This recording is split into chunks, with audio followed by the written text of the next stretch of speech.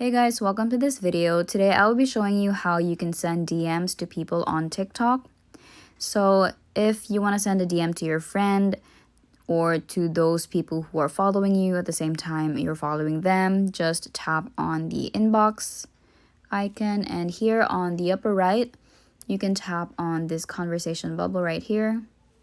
And then here's a list of people you can send DMs to, and these are your friends. So for example, I'm just going to send a DM to my friend Mary. Tap chat and say hello and send.